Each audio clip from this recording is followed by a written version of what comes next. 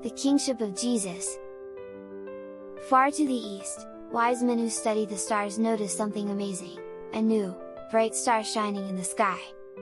They knew this star was special, a sign that a great king had been born. The wise men decided to follow the star, traveling a long way across deserts and mountains, eager to find and honor this new king.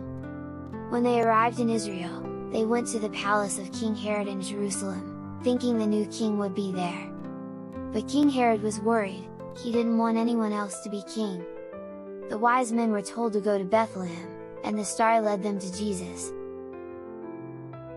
When the wise men arrived in Bethlehem, they found Jesus with his mother, Mary.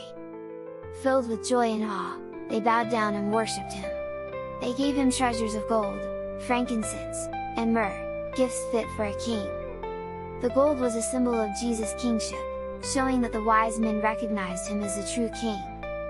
Even though Jesus was just a small child, they knew he was the greatest king of all, the one who would rule not just over one country, but over the entire world. As Jesus grew up, his kingship was very different from what people expected. He didn't come to have a throne or armies, but to rule in people's hearts. One special moment that showed his kingship was when Jesus entered Jerusalem riding on a donkey. The people cheered, waved palm branches, and called him their king.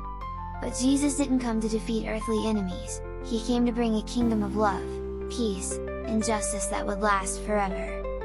The Bible says, "You are my son, today I have become your father." Jesus is the King of Kings, and his reign will never end. Jesus didn't just come to be a faraway king in heaven, he wants to be the king of our hearts, guiding our lives every day. But Jesus is also coming back one day, not as a baby, but in all his majesty to reign as king forever. The Bible tells us that when he returns, every knee will bow and everyone will recognize him as the King of Kings. Just as the wise men honored Jesus with their gifts, we can honor him by offering our hearts and lives to him now, preparing for his glorious return.